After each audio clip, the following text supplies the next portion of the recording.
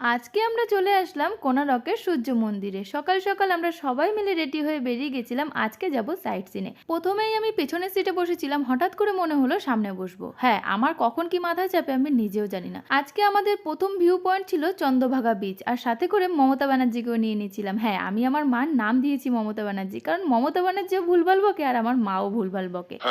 তারপর চোখে পড়লো ডাবের দোকান, আর ডাব খেয়ে পেট আর মন দুটোই যেন ঠান্ডা হয়ে গেল। ওকে।